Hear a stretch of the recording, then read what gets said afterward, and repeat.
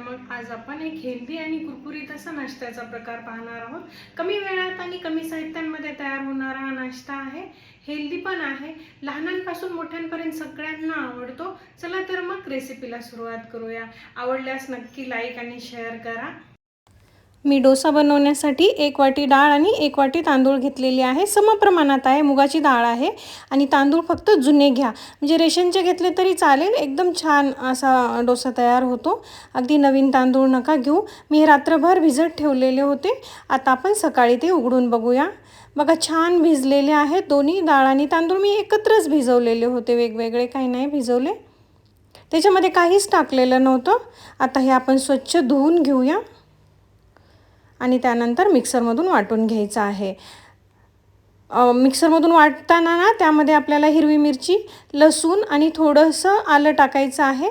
मी लसूण नव्हता टाकला, तुम्ही टाकला तरी चालेल, म्हणजे जर आवडत असेल, नाही आवडला तर नाही टाकला तरी चालेल, काही हरकत नाही। थोडीशी कोथिंबीर पण कोणी कोणी टाकतं, तुम्हाला जर आवडत असेल तर टाका, मी नाही टाकलेली, थोडासा कलर चेंज होतो ना त्यामुळे नाही टाकलेली। आता हे एकदम बारीक असं फेटून घ्यायचं, म्हणजे दळून घ्यायचं आहे।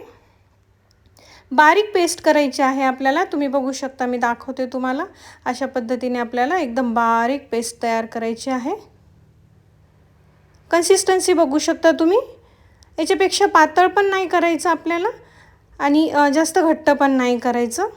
आता हे आपण 15 ते 20 मिनिट छान रेस्ट होण्यासाठी ठेवूया। मी चटणीमध्ये ओलं नारळ आणि थोडेसे शेंगदाणे टाकलेले आहेत। दोन्ही व्यवस्थित मस्त मिक्सरमधून काढून घेतलेले आहेत। त्यामध्ये आलं, लसूण आणि हिरवी मिरची टाकलेली आहे आणि कोथिंबीर। आता आपण चटणीला तडका करून घेऊया। तडक्यामध्ये मी मोहरी, जिरं, कढीपत्ता आणि 2 आपल्या लाल मिरच्या असतात ना त्या टाकलेल्या आहेत। कुणी कुणी हरभऱ्याची किंवा उडदाची डाळ पण टाकतं, मला आवडत नाही त्यामुळे मी नाही टाकलेली। आणि छान मस्त असा तडका छान तयार करून घ्यायचा आहे। आपली चटणी आता रेडी झालेली आहे, ती बाजूला करून ठेवूया आणि आता डोस्याची तयारी करून घेऊ आपण। छान मस्त पीठ भिजलेलं आहे। आता आपल्याला याला ना फर्मेंट वगैरे करायची काही गरज नाही, डायरेक्ट आपण मिक्सरमधून काढून 10-15 मिनिटांनी करू शकतो। एकदम छान असे डोसे तयार होतात।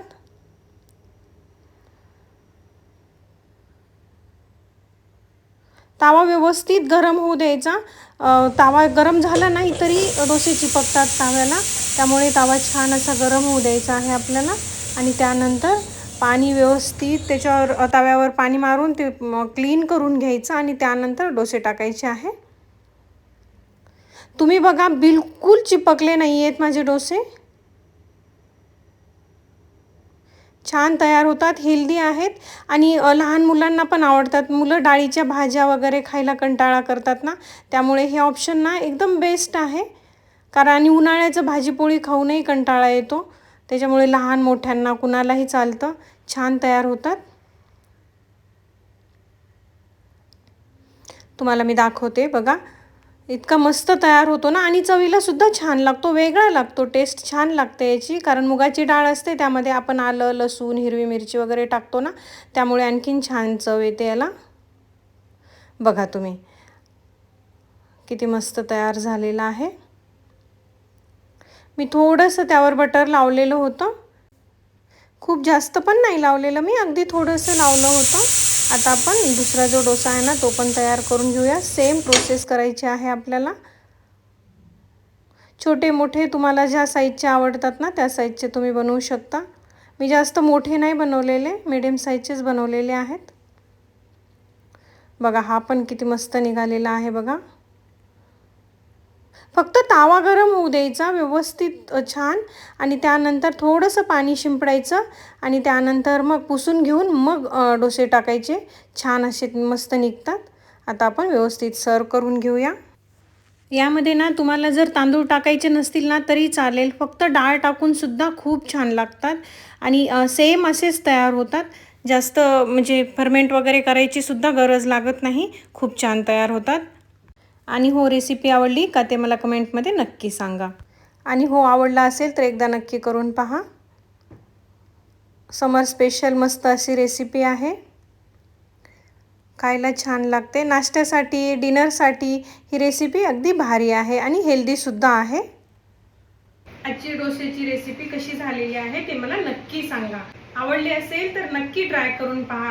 यामध्ये आणखी काही ॲड करता येते का किंवा काही नवीन करता येते का ते सुद्धा मला नक्की सांगा. व्हिडिओ आवडला असेल तर व्हिडिओला लाईक, शेअर आणि आपल्या चॅनलला सबस्क्राईब करायला विसरू नका. फेसबुकवर जर पाहत असाल तर पेजला नक्की फॉलो करा. बाय.